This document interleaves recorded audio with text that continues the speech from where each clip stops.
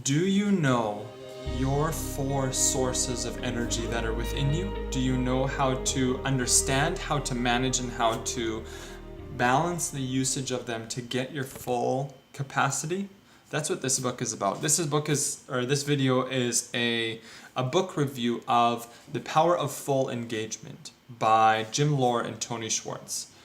So the premise of the book that the authors purport is that the old paradigm of thinking has been managing time. And it is very hard to manage time because time is something that is finite, that is given to us, that we cannot change, that we are stuck within. It continues on step by step. We can't slow it down or speed it up. Time is fixed. On the other hand, energy is something that you can have control over. Your energy fluctuates. It decreases, it increases, and if you learn what are your energy sources and how to work with them, you can become a more fully engaged person that will then turn into being more fully engaged during that limited time that you have been given. So the four principles of full engagement are, first, that full engagement requires drawing on your four separate sources that I mentioned: physical source of energy, your emotional source of energy, your mental, and your spiritual. Each one of them have are a different capacity. We are not like a robot that has maybe just one program that just runs linearly. We are a human being, and that is much more complex with these different sources that are at work within us. Second, the second principle, because energy capacity diminishes both with overuse and underuse, we need to find that balance that's going to work for you between that stressing your capacity and the rejuvenation. Now, principle 3, closely tied to this, to build capacity, we have to follow the example of the elite athletes. What they do in the physical world, with their physical tank, what they show us is that when you train, this is your limits, you train past your limits. And then what happens is you're exhausted, you need a rest. And during that time of rest, instead of you coming back down, what happens is your limits then actually begin to increase, right? And then you train again past your limits increase. You train past your limits increase. And so this being a pattern of continual growth and expansion of your capacity. All right? Principle 4 is that what we need then is to understand these tanks and to build positive energy rituals, which are going to be specific routines, right? You can call them habits or a system, right? For creating your life, for designing your life to be more fully engaged. So the first part of the book is going to be understanding these four sources, and then the second is going to be a change process, how you can then manage that or apply this to your life. And so they have 3 parts of applying it: defining your purpose, right, which is defining where you want to be; facing the truth, which is defining where you are now; and then taking action, which is filling that gap in between them. As we get in, there is, as I had mentioned, the importance of stress and then rest. See, we are rhythmic. We have rhythms as human beings, and we are organic, not like a machine that can keep going, a vehicle or a machine that just goes 24/7, but we have, that flow within us, and we need to understand that instead of just working linearly, instead of just going to work, putting in 40, 60-hour work weeks, that's not going to work. You need to find your rhythms and work within them, and then manage them and balance them so that you can be fully engaged. And so we can jump into the energy tank. So the first capacity is your physical energy, right? And this is the one that is most apparent and obvious, the one that we most know about. Your ability to expend and recover energy at the physical level, right? Simply put, it's a physical reaction between oxygen and glucose. right? And so how do you increase? How do you work with your physical capacity? Well, you eat healthy, you drink water, you exercise, you get enough sleep. These are simple, right? But the parts of physical health.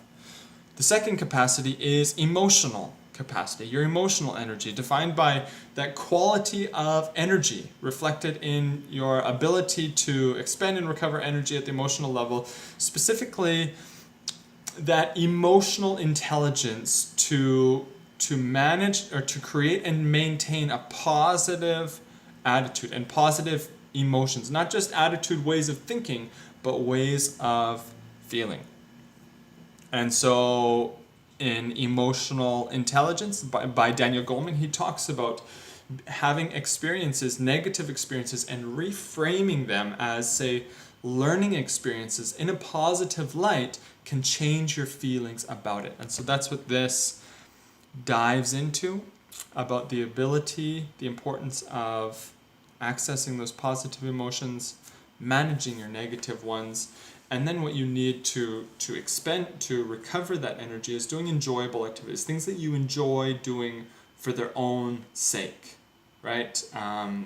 Going, getting exercise, dancing, doing art, reading, whatever it is that you find regains that emotional energy. And another very important thing is cultivating relationships. Relationships are a deep reservoir of emotional strength and resilience. And so if you want to maximize your emotional tank, you need to invest in relationships. The third capacity is your mental energy. The ability to focus and to recover, right? To expend and recover energy at the mental level. This is pushing past your comfort zone, being able to challenge your mind with new ideas, to be able to work with ideas, and to manage your time. We know from Stephen Covey's book, The 7 Habits of Highly Effective People, that there's a difference in our urgent activities that tend to suck and drain away from the things that are important. And so what we need to do is learn to put the urgent things on hold so that we can engage in the important things. And there's more complexities than that, but that's another book, another day, right? And so you need to keep a big picture perspective, being able to work with ideas. This is your mental energy. Your spiritual energy, or your spiritual capacity, in spending and refueling at the spiritual level, has to do with your purpose. Why are you here on planet Earth, right? And how to really define this for you individually is there's a need to understand what are your convictions, what are your values, right? Be it courage, authenticity, justice, integrity, right? We all have certain things that we feel individually are very important, and those are your values. It takes time, it takes reflection to really define those. I've worked on those over the past months to really define those and narrow them down. And then out of that foundation of values, you have your higher purpose. What would those values look like? Fully matured me at the end of my life, living out these values is my purpose. And so having integrity and honesty, we know what stretches you spiritually is when you have a conviction, when there's something you believe is right, and when you take that into planet Earth, the real world, you're going to find situations, environments, and people that are going to come in opposition. You're going to have to pay a price. It's going to be difficult to hold on to those values, but to do that stretches your emotional capacity and builds you as a better person. The second part of the book, now going into the change process, right? Defining purpose, facing the truth, and taking action. Defining purpose is about defining where you want to be or who you want to be, right? And as I mentioned, it comes from the values, the things that you value, and then those things brought to the end of your life is your purpose. And out of this, it's important. I think every person should have at the very least, a vision statement or a mission statement. Why am I here? What's my meaning? Why am I placed here on planet Earth? And so that is your end goal. Second, facing the truth is about, okay, who am I right now? And so we have a tendency to avoid the truth. They said, I love this phrase, we have an infinite capacity for self-deception, because it's so true. If you know cognitive dissonance, we have just such a capacity to try to avoid the truth, especially when it means we have to change or we've done something wrong. Man, I know what that is, that fear, the being overwhelmed, the trying to deny the truth and diving around it. But what we need to do is we need to face the truth. And so there was a truth test on a scale of 1 to 10. How fully engaged are you in your work? How much do your core values and your purpose reflect your day-to-day behavior? Does your day-to-day help bring you in the direction of your ultimate purpose? Or are you falling short? How effective are the choices that you are making regarding your physical tank, right, for example? And so these can help you do a truth audit to say, come to that honesty to say, okay, here's where I am, and that's okay. We're not going to be where we need to be. We are where we are, and that's okay to accept that, and then to desire to step forward, which is taking action. The third part. Taking action, how we're going to close that gap between where we are and where we want to be in regards to full engagement. So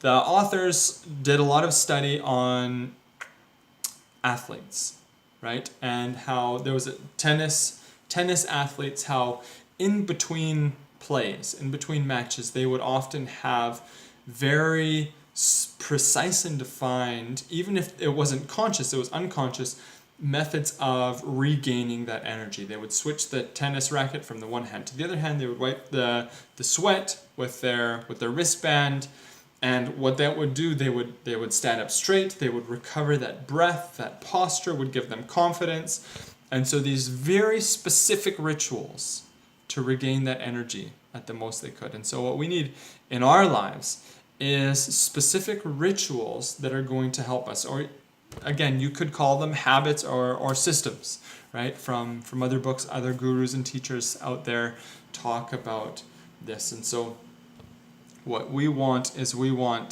full engagement to become as automatic as possible. Recovery to be maximized as automatic as possible in our habits. And so there's more precise ways to do that in the book, and I will let you read it. But as it is, this was the book. I loved it. I have really been thinking throughout the week, what does this mean? How can I really apply these things to my life? And I am becoming a more fully engaged person through the reading and applying of this book.